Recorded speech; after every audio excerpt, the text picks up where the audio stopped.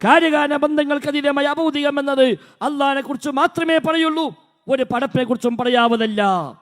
കാരണം അതാണ് ഒരാൾക്ക് വകവെച്ച് കൊടുക്കുമ്പോൾ ശിർക്കായി മാറുന്നത്. ആ അർത്ഥത്തിൽ തേടുമ്പോൾ ആ തേട്ടം ശിർക്കായി മാറുന്നത്, ആ അർത്ഥത്തിൽ പ്രതീക്ഷിക്കുമ്പോൾ ആ പ്രതീക്ഷ ശിർക്കായി മാറുന്നത്, ആ അർത്ഥത്തിൽ ഭയപ്പെടുമ്പോൾ ആ ഭയം ശിർക്കായി മാറുന്നത്. അത് ജിന്നിനില്ല. ഉണ്ടെന്ന് വിശ്വസിച്ച ശിർക്ക് വന്നു. ആ വിശ്വാസപ്രകാരം തേടിയ ശിർക്കായി, പ്രതീക്ഷിച്ച ശിർക്കായി, പേടിച്ച ശിർക്കായി, സ്നേഹിച്ച ശിർക്കായി, എല്ലാം ശിർക്കായി മാറി. ഇതാണ് വ്യത്യാസം. മാത്രവുമല്ല, ഈ പുതിയ വാദം KNM ലേബൽ ഏറ്റെടുത്തപ്പോൾ സമസ്തക്കാരെ മുമ്പിൽ പോലും പിന്നെ മുട്ടുവിറക്കുന്ന, ഉത്തരം പറയാൻ കഴിയാത്ത ഗതികേടുണ്ടായി. മൂവാറ്റുപുഴ വാദപ്രതിവാദം, ആ മൂവാറ്റുപുഴ സംഭവം യൂട്യൂബിൽ സെർച്ച് ചെയ്താൽ കിട്ടും നിങ്ങൾക്ക്.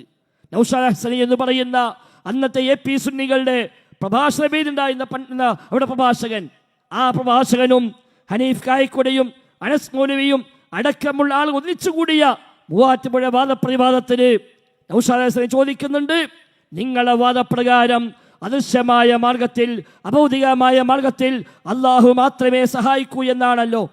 അള്ളാഹു അല്ലാത്തവർ അദൃശ്യമായി സഹായിക്കുമെന്നോ ഉപദ്രവിക്കുന്നോ വിശ്വസിച്ചാൽ ശിർക്കാണ് എന്നല്ലേ നിങ്ങളെ വാദം. എന്നാൽ നിങ്ങൾ ഇപ്പം പറയുന്നു ജിന്നും മലക്ക് അഭൗതികമാണ് എന്ന്. അതേ നിങ്ങൾ പറയുന്നു സിഹിറിന് യാഥാർത്ഥ്യമുണ്ട് എന്ന്. അതേ നിങ്ങൾ പറയുന്നു സിഹിറിൽ ഇടപെടുന്നത് ശൈത്താനാണ് എന്ന്. ശൈത്താൻ അഭൗതികമാണ് താനും നിങ്ങളെ വാദപ്രകാരം.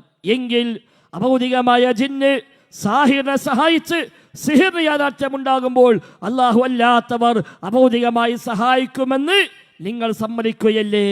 അപ്പോൾ നിങ്ങളുടെ വാദപ്രകാരം നിങ്ങൾ ശിർക്കിലല്ലേ എന്നാണ്.